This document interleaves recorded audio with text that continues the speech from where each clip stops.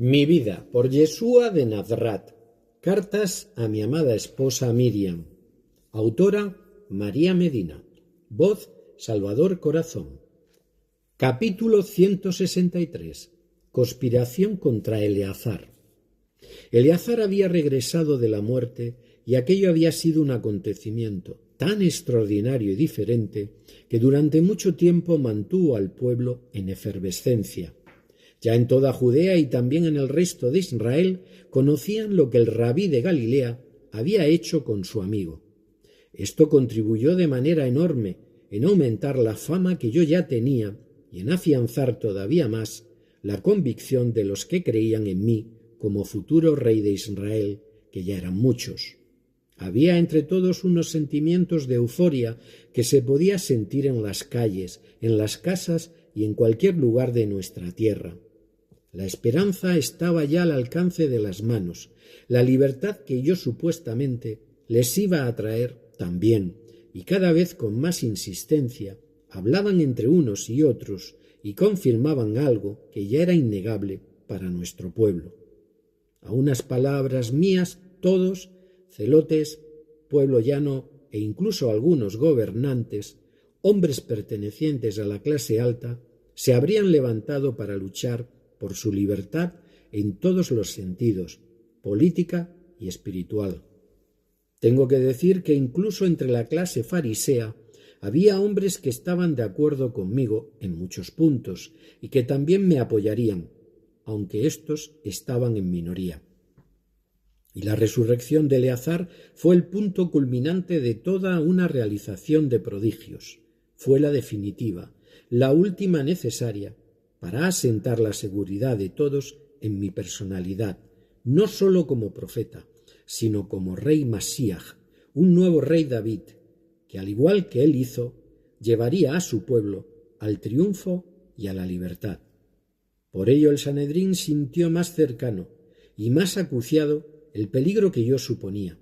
Por ello habían ya firmado mi sentencia de muerte, y por ello también dirigieron sus ataques contra mi amigo Eleazar, porque él era el testigo vivo de una verdad declarada, el testigo al que todos iban a visitar, con el que todos querían hablar y conocer de su boca lo que había vivido, cómo se había sucedido todo este proceso, todo lo que había sentido, en fin, vivir en primera línea y hablar con él, porque el deseo de saber era una consecuencia lógica de lo que yo había hecho.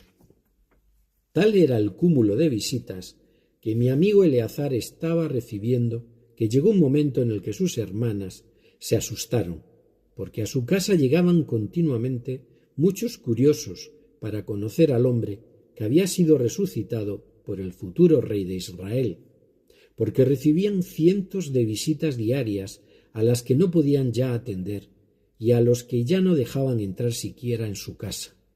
Primero tuvieron que esperar unos días a que él se recuperase un poco, tanto física como emocionalmente, porque la experiencia vivida fue intensa y tenía que asumir interiormente su proceso.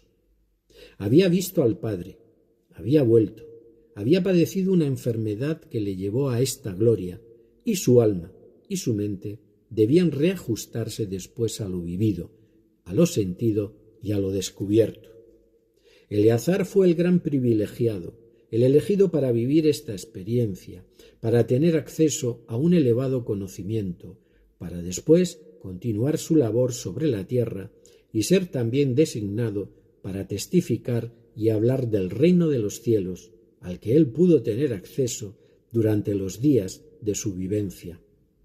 Hizo este gran descubrimiento no por lo que había leído o escuchado, sino por sí mismo, viviendo realmente una cercanía a Dios sin barreras y en espíritu. Eleazar fue elegido testigo del Padre y testigo de mi obra, de mi encargo de representarle a él, de traer su conocimiento a los hombres, de manifestar su gloria y su poder, y fue elegido para ello por su alma grande y elevada.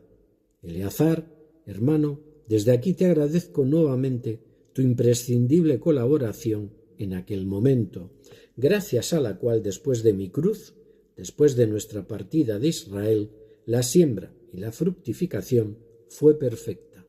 Y digo perfecta porque, aun cuando pasados los primeros siglos sufrió una fuerte desviación, el propósito del Padre continuó adelante, utilizando incluso esta desviación para que el mundo entero supiera de su amor y del amor de su Hijo enviado, y llegado su tiempo, este conocimiento pudiera vivir sobre la tierra, como es nuestro deseo.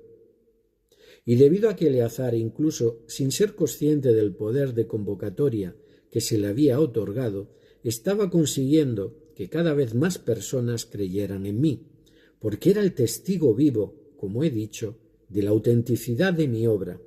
El Sanedrín decidió también terminar con él. Aquellos hombres ciegos y enfurecidos no podían consentir que nadie les quitara su puesto, ni político ni económico, y tenían frente a ellos a un adversario muy fuerte, como ya se estaba demostrando. Yo no era uno más de todos los tantos enviados que en aquellos tiempos aparecían ni desaparecían en nuestra tierra, ni mucho menos. Yo era alguien a quien incluso ellos consideraban verdadero, peligroso para ellos y poseedor de la fuerza de Dios y de su palabra. Por eso me temían tanto, porque sabían de la verdad de mi personalidad. Pues como os digo, decidieron asesinar también a mi amigo, por lo que él tuvo que huir también durante un tiempo de su casa de Beit Daniach, y con él toda la familia. Corrían peligro. Encomendaron el cuidado de su hacienda a sus siervos de confianza, y ellos se instalaron en Galilea con nosotros, para continuar allí todos juntos, esperando el momento definitivo y último de la redención. Ya toda nuestra familia y amigos estábamos alertados, porque la situación que se había desencadenado en torno a todo lo que me concerniera estaba poniéndose cada vez más difícil. No teníamos miedo, pero sí tomábamos nuestras precauciones. No podíamos ya vivir tranquilos.